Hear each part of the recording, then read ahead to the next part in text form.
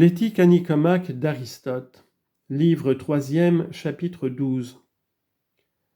Parmi les appétits qui peuvent passionner l'homme, les uns sont évidemment communs à tous les êtres.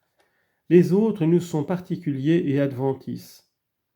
L'appétit de la nourriture, par exemple, est purement naturel, car tout homme ressent l'appétit de la nourriture, sèche ou liquide, quand il éprouve le besoin. Souvent, il sent à la fois ces deux désirs, comme il sent aussi, ajoute Homère, le désir d'une compagne quand il est jeune et dans toute la vigueur de l'âge. Mais tout le monde n'éprouve pas indistinctement tel ou tel désir, tout le monde n'a pas les mêmes goûts. Et voilà comment en ceci il semble qu'il y a quelque chose qui est nôtre, ce qui n'empêche pas d'ailleurs que le désir ne soit au fond parfaitement naturel. Les plaisirs des uns ne sont pas les plaisirs des autres, et pour chacun de nous, il est certaines choses qui sont plus douces que certaines autres choses prises au hasard. En fait d'appétit naturel, il est donc assez rare de commettre une faute. Et encore le plus souvent, ce n'est qu'en un seul sens que l'on commet la faute, c'est-à-dire par excès. Ainsi, manger ou boire les aliments même les plus vulgaires, jusqu'à ce qu'on soit rassasié outre mesure, c'est aller, par la quantité que l'on prend, au-delà de tout ce que la nature réclame, puisque l'appétit naturel vise simplement la satisfaction du besoin. Aussi appelle-t-on glouton et ventru ceux qui satisfont ce désir au-delà du nécessaire, et ce sont presque toujours des natures ignobles qui se dégradent par ce vice. Mais c'est surtout en fait des plaisirs propres à chacun que la plupart des hommes commettent des fautes, et les fautes les plus diverses, car les gens qui reçoivent des appellations si différentes suivant les passions qui les emportent, se rendent coupables, soit pour aimer des choses qu'il ne faut pas aimer, soit pour les aimer sans borne, soit pour en jouir grossièrement, comme le vulgaire, soit pour en jouir comme il ne convient pas d'en jouir, ou dans un moment peu convenable.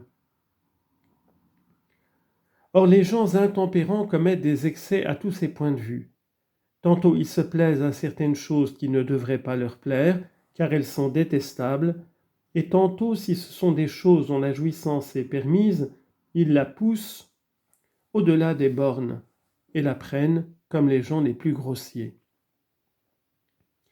Ceci suffit pour qu'on voit bien clairement que l'intempérance est un excès en fait de plaisir et qu'elle est blâmable. Quant aux peines, il ne suffit pas, comme pour le courage, de savoir les endurer pour mériter le titre de tempérant, et pour mériter celui d'intempérant, de ne pas savoir les supporter. Seulement en ceci, l'intempérant est l'homme qui s'afflige plus qu'il ne faut de n'avoir pas ce qui lui plaît, et l'on peut dire en ce sens que c'est le plaisir qui fait sa peine. D'autre part, on mérite le nom de tempérant et de sage, si l'on ne s'afflige pas de l'absence du plaisir et de la privation qu'on endure. Au contraire, l'intempérant désire avec ardeur tout ce qui peut lui plaire, et surtout ce qui lui plaît le plus. Son appétit seul le conduit et l'emporte à préférer l'objet convoité au reste des choses qu'il sacrifie. Aussi ressent-il la peine la plus vive et tout le temps qu'il désire, et quand il manque l'objet de ses vœux, car le désir est toujours accompagné d'un sentiment de peine. J'avoue d'ailleurs qu'il est assez étrange de dire que ce soit le plaisir qui fasse de la peine. Il n'y a pas beaucoup de gens qui pêchent par défaut du côté des plaisirs, et qui en jouissent moins qu'il ne convient. Une pareille insensibilité n'appartient guère à la nature de l'homme. Les autres animaux, tout au moins, discernent leurs aliments, aimant les uns et repoussant les autres. Mais s'il y a un être pour qui rien ne soit un objet de plaisir et qui éprouve pour toute chose la plus réelle indifférence, cet être-là est tout à fait en dehors de l'humanité. Il n'y a pas de nom pour lui parce que, de fait, il n'existe pas. L'homme sage et tempérant sait tenir ici le milieu convenable. Il ne goûte pas ces plaisirs qui passionnent si violemment l'intempérant, et il sentirait plutôt de la répugnance pour ces désordres. En général, il ne jouit point de ce dont il ne faut pas jouir. Il ne jouit avec emportement de quoi que ce puisse être, de même qu'il ne s'afflige pas non plus outre mesure d'une privation. Ses désirs sont toujours également modérés, et il ne dépasse jamais les justes bornes. Il ne forme pas davantage des vœux intempestifs, et en général il évite toutes les fautes de ce genre.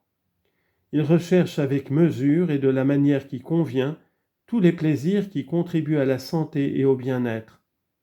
Il prend même tous les autres plaisirs qui ne nuisent point à cela et qui ne sont ni contre la beauté morale, ni au-dessus de sa fortune. Car celui qui se laisserait aller ainsi estimerait de tels plaisirs plus qu'ils ne valent. Mais le sage n'a pas cette faiblesse, et il ne fait jamais que ce que veut la droite raison.